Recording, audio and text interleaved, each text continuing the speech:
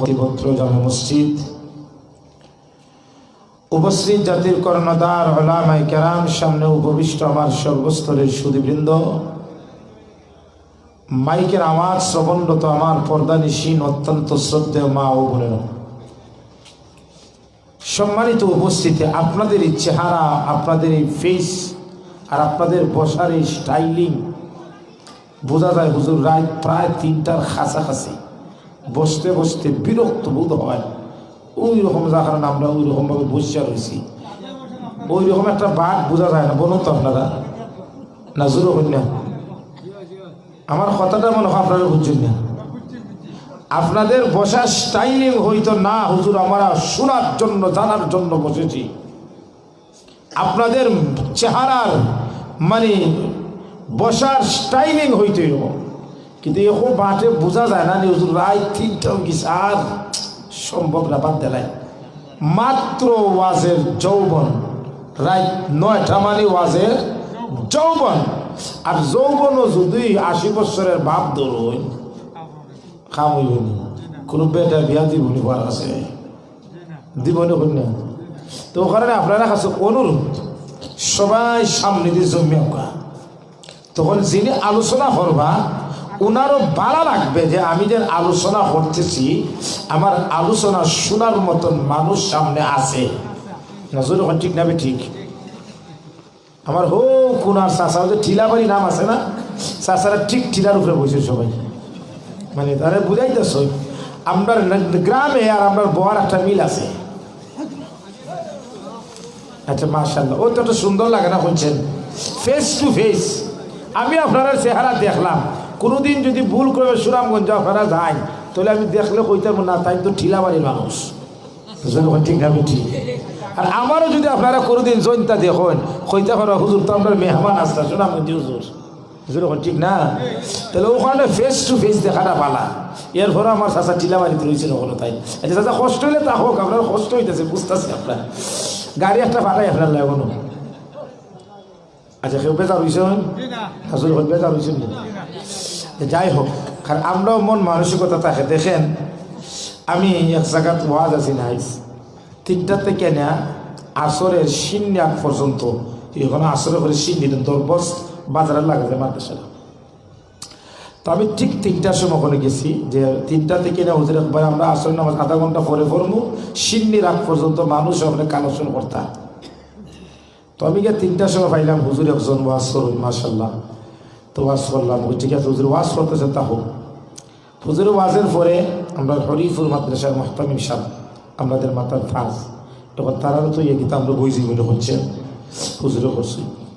বাদে মসজিদের মুহতামিম সাহেব মাদ্রাসা মুহতামিম সাহেব হুজুরতে মাগরিবের পরে ইনশাআল্লাহ আপনাদের ভাই মাগরিবের পরে আর এক সিলেট থেকে অতিথি আইসই আইয়া বলে আমার দেওয়া হবে খুব উড়া তারা দিলাম টাইম দিয়ে।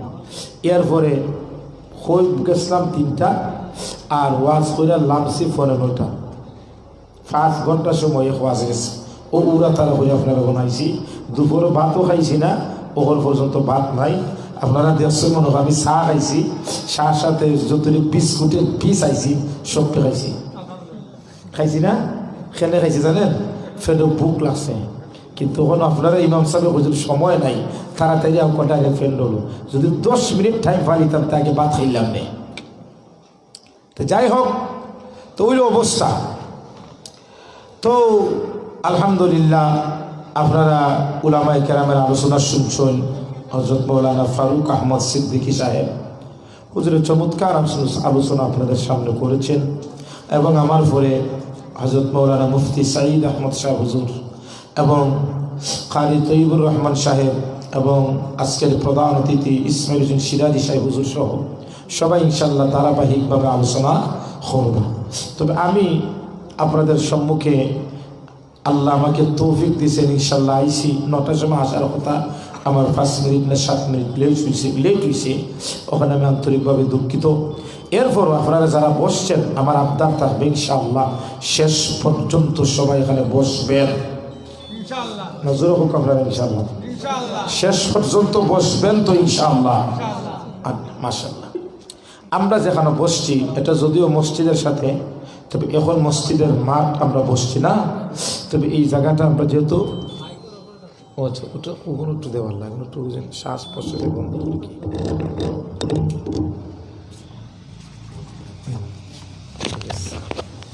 তো আমরা যারা বসছি ইনশাআল্লাহ শেষ পর্যন্ত মনোযোগ সহকারে শুনবো এবং বসবো।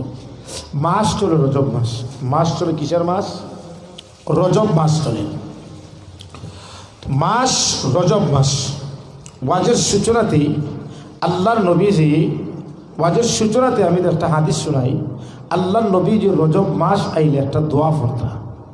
আজকে রজবের 1 তারিখ এবং রজবের আজ 2 তারিখ চলে, যেহেতু আরবি মাসের রায় তাই আগে দিন যায় পরে। আজকে রজবের 2 তারিখ। নবীজি একটা দোয়া পড়তা রজব মাস আসলে। আমি বলি, আপনারা বলবেন। হক আল্লাহুম্মা বারিক লানা ফি রজবা ওয়া শাবান ওয়া বাল্লিগনা রমাদান। এই দোয়াটা সবাই বেশি বেশি করে পড়বেন তো ইনশাআল্লাহ।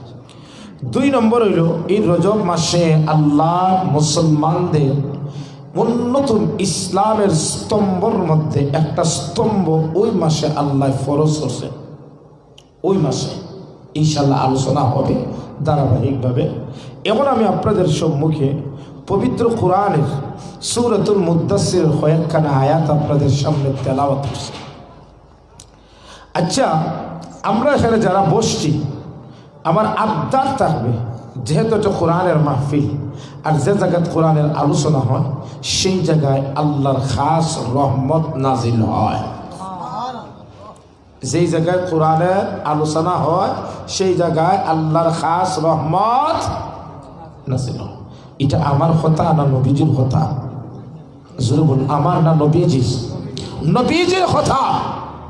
যেই জায়গায় কোরআনের আলোচনা হয় রহমত নাজিল হয়, ফিরিস্তারা বেষ্টন করে রাখে। আল্লাহ ওই জামাতটাকে ফিরিস্তাদের কাছে আলোচনা করেন। وَمَجْتَمَعَ قَوْمٌ فِي بَيْتٍ مِّن بُيُوتِ اللَّهِ يَتْلُونَ كِتَابَ اللَّهِ وَيَتَدَارَسُونَهُ بَيْنَهُمْ إِلَّا نَزَلَتْ عَلَيْهِمُ السَّكِينَةُ وَغَشِيَتْهُمُ الرَّحْمَةُ وَحَفَّتْهُمُ الْمَلَائِكَةُ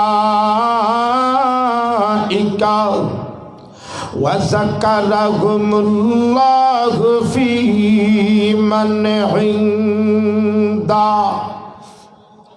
আল্লাহর নবী ফরমান, যেই মসজিদের মধ্যে আমার কিছু মুসলমান মুমিন বান্দারা একত্রিত হইয়া আমার মহান কালামুল্লাহ শরীফ তেলাওয়াত করে এবং তেলাওয়াত করার পর আমার কোরআনকে নিয়ে তারা গবেষণা করে, আল্লাহ ফরমান ওই জামাতের উপর আল্লাহর পক্ষ থেকে এক ধরনের প্রশান্তি নাজিল হয়। শুধু তাই না, আল্লাহর নবী ফরমান ওয়া গাশিয়াতুহুমুর রাহমা। ওই কোরআন শুননেওয়ালা ওই জামাতটাকে আল্লাহর রহমতে বেষ্টন করে ফেলে। শুধু তাই না, আল্লাহর নবী ফরমান ওয়া হাফাতুহুমুল মালাইকা। ওই জামাতটাকে ফেরেশতারা বেষ্টন করে রাখে। শুধু তাই না, আল্লাহর নবী ফরমান ওয়া যাকারাহুমুল্লাহু ফি মান ইনদাহ। আল্লাহ ওই জামাতটাকে নিয়ে আল্লাহর ফেরেশতাদের সাথে আলোচনা করেন। বুঝলেন? আপনারা বলছেন কোরআনের আলোচনা হচ্ছে, কোরআনের আলোচনা হচ্ছে, শুনতেছেন, বলতেছেন, ওই জামাতটাই উপর আল্লাহর রহমত নাজিল হয়। এখন আমরার উপরে আল্লাহর রহমত নাজিল হয়, এটা আমি সুনামগঞ্জ থেকে কথাটা হয়েছি না নবীর হাদিস থেকে হয়েছি? যদি নবীর হাদিস যদি ঠিক হয়ে থাকে, খোদার কসম এই মুহূর্তে আল্লাহর রহমতই জামাতের উপর নাজিল হইতেছে। যেরকম ঠিক না ঠিক? তাহলে এই রহমতের মজলিসে আমরা বসছি, যার কারণে খুশি না বেজার? আরো জোরে বলুন। আপনারাও জলদি খুশি হন, কিন্তু আমি কিন্তু বেজার। আপনারা হবে হুজুর খেনে ফেটে বুক লাগিয়ে গেছি দেখে না? না, আপনাদের এই ফ্যান্ডেলে দূরত্ব বা বাধার সিস্টেমে বোঝা যায় আপনাদের সমাজের মানুষ যারা আসছেন তারাই না, বরং এর বাহিরও আর অসংখ্য মানুষ রয়ে গেছে। না সবাই ঠিক কইছেন না? না জোর ঠিক না ঠিক? এখন আপনারা যারা আসছেন তারাই ওয়াজ শুনতা, না যারা সমাজের আইসুনে হেরাও আইতা? ওয়াজের মাহফিল লাগিয়া যেই বেটায় ওয়াজ মাহফিলও আসছে না, গরো বসা বা লেভেল তুলে ঘুমো, এই বেটা যদিও সুরতে পুরুষ, কিন্তু তার মধ্যে মহিলাদের কিছু খাসলত আছে। না এখানে সবাই ঠিক কইছে না, কারণ কিছু মানুষের ঠিক কইছে না, আমার বাপ আর ভাই তো গরু ঘুমো, ঠিক না? তা আমি যদি হয়েও ঠিক, তো আমার বাপ আর ভাই ও মহিলাদের গুণ হয়ে গেছে, ও কারণে হয়েছিল। ঠিক আছে, কথাটা খারাপ না। আমার কথা হইল পুরুষরা ওয়াজ ফেন্ডলা আসছে শুনতা, ঠিক না? আর মহিলারা গড়ে বসিয়া, আজ যদি আমি হই যে টিলাবাড়ি যত মহিলারা আসো, আমার ফতোয়া আজকে আমরা উলামায়ে কেরামে ফতোয়া দিলাম, তোমরা সব ঘর থেকে আবার ওয়াজও সরাসরি ওয়াজ শুনো, খুদার কসম টিলাবাড়ির একটা ঘরের একটা মহিলা থাকতা না, সারা বাইঙ্গাইতা। ঠিক না? ঠিক। যদিও অনুমতি দিতাম সব মহিলারা আইলারা রে, মহিলারা মনে মনে হায় রে পুরুষ আমরা যাওয়ার অনুমতি নাই, আর তোমরা গিয়া আওয়াজ শোনার অনুমতি আছে, কিন্তু তোমরা ঘরে ঘুমাও। যেরকম ঠিক না? ওখানে আমার মা বোনের কাছে আবদার থাকবে, এই মুহূর্তে সেই বেটা গরু আসুন, আপনার স্বামী হোক, আপনার ভাই হোক, আপনার বাপ হোক, আপনার ছেলে হোক, ঘর থেকে বের করে দেখা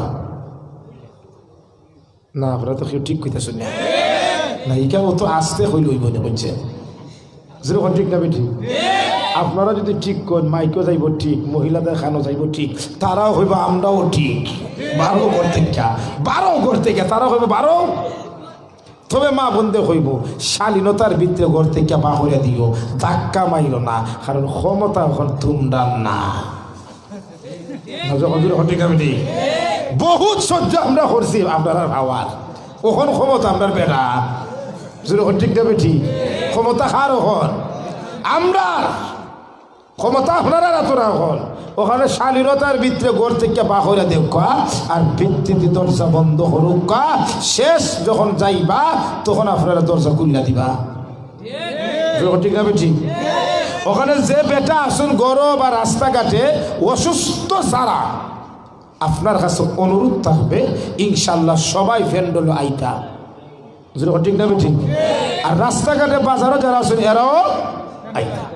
যাই হোক মুহতারাম হাজিরিন, আমি আপনাদের সম্মুখে সূরাতুল মুদ্দাসসিরের 37 থেকে কয়েকটা আয়াত তেলাওয়াত করছি।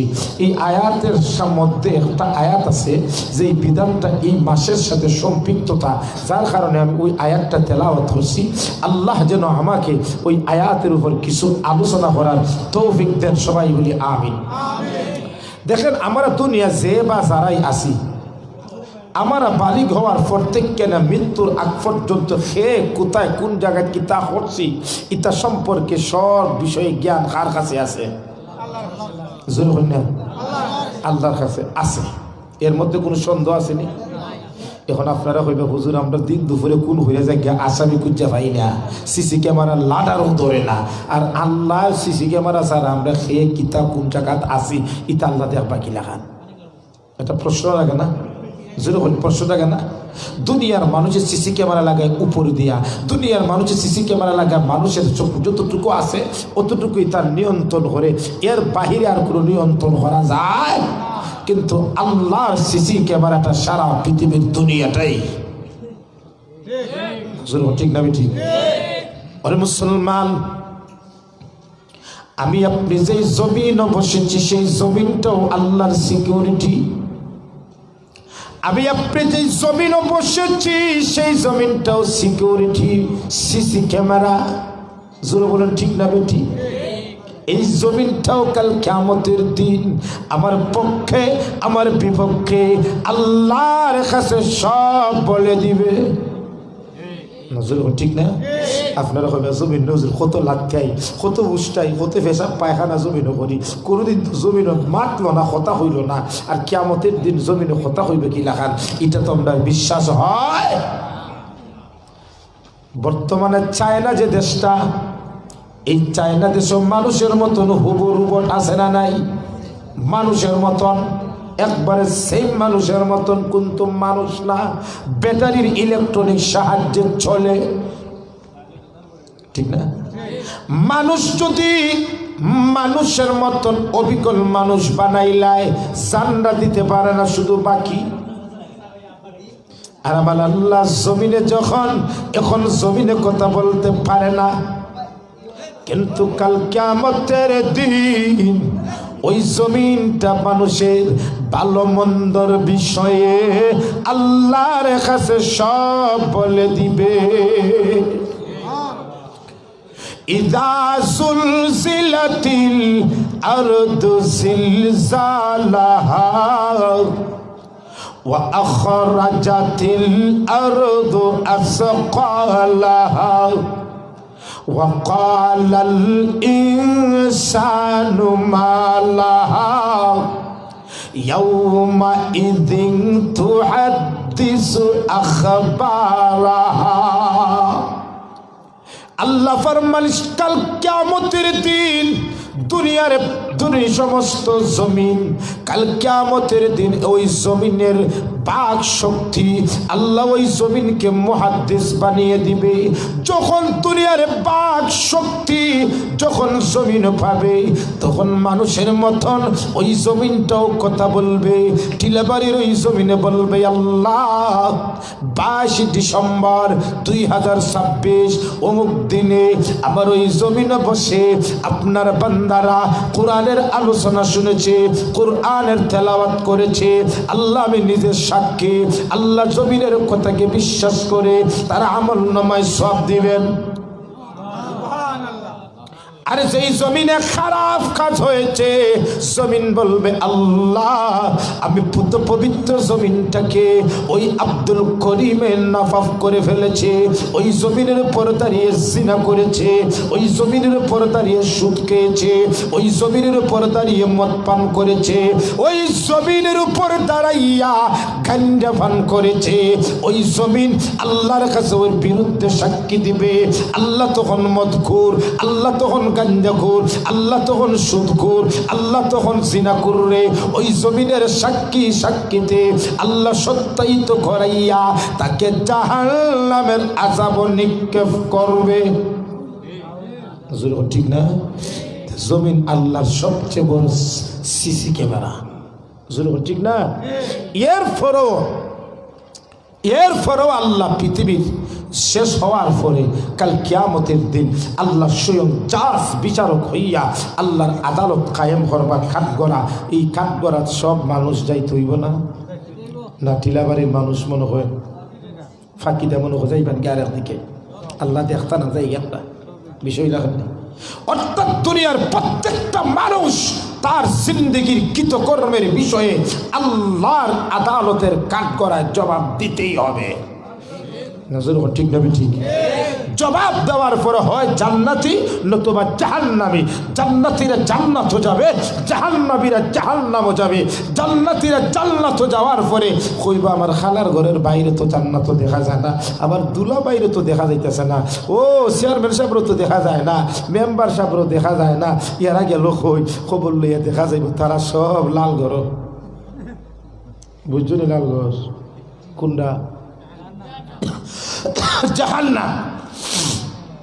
তখন জান্নাতীরা জাহান্নামীদেরকে জিজ্ঞাসা করবো, ও লিডার, তোমার নেতৃত্বে আমরা দুনিয়া চলছি, তুমি যেভাবেই বলেছ আমরা ফুতুলের মতন সেভাবেই নাচছি, আজ তোমারা জাহান্নামী, আমরা আজ জান্নাতি।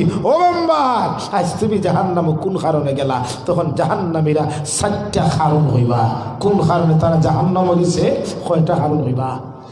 যখন কয়টা কারণ, যে 4টা কারণে আমরা জাহান্নাম হয়েছি। কয়টা কারণে? আমার আলোচনা বুঝছেন নি?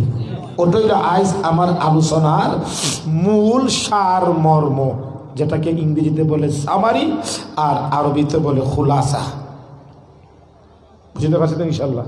এবারও পবিত্র কোরআনের আলোকে আল্লাহ রব্বুল আলামিন কি বলেন কোরআনের ভাষায়, ওই কথাগুলোকে আল্লাহ বলতেছেন। কুল্লু নাফসিম বিমা কাসাবাত রাহিনা ইল্লা আসহাবাল ইয়ামিন ফি জান্নাত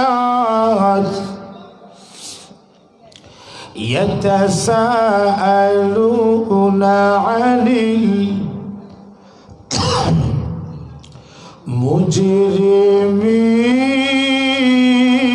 মুজরিমিন মা সালাকাকুম ফি সাকার ক্বালু লাম নাকু মিনাল মুসাল্লিন।